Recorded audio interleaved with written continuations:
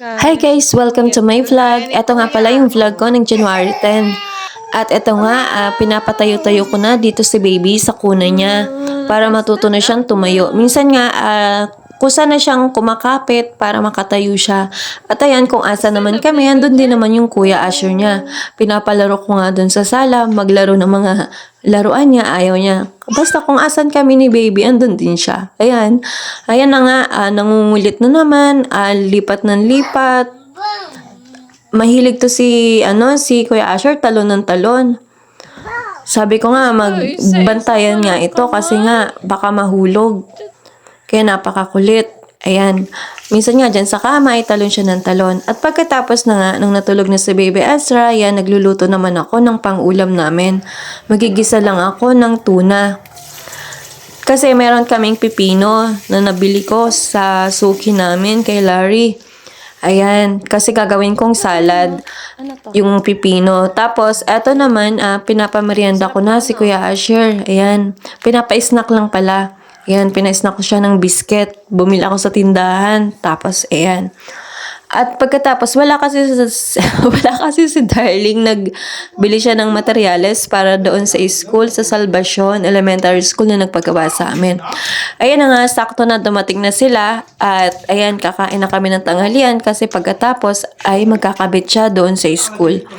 So, ayun guys, ayan, luto na yung aming, tapos na rin pala kami kumain.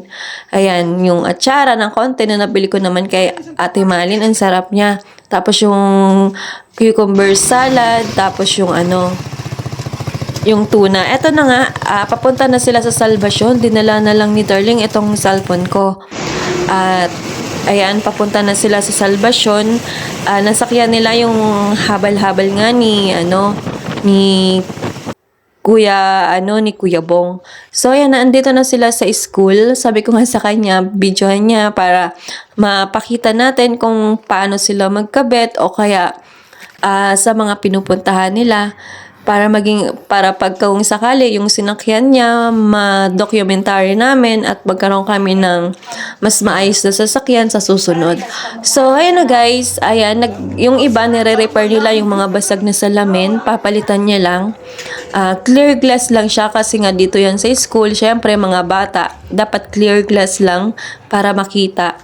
At yung iba naman ay nagpagawa sila ng Jalo Plus or pinapalitan din yung ibang Jalousy or Jalo Plus. Yan, pinalitan din yung salamin kasi sira-sira na yung iba. So, ayun guys, yan yung school dito sa Salvacion Elementary School.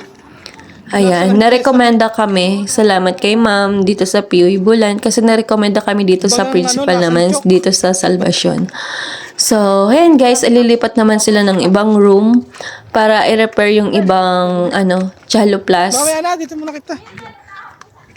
Maputabi.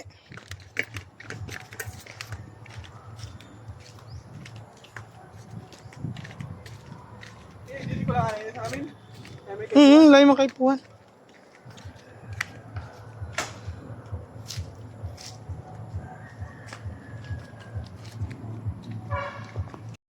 Lawak pala yung school dito. Sobrang lawak kasi yung medyo magkakalayo yung yung rooms. Tapos malawak yung yung lupain ba or yung Ayan na nga rin guys yung pinsan ko, yung labor ngayon na Darling, yan kasama niya sa paggagawa, yan tinuturo-turuan niya na rin kung paano magkabit. So, ayan guys, hanggang dito lang yung next vlog.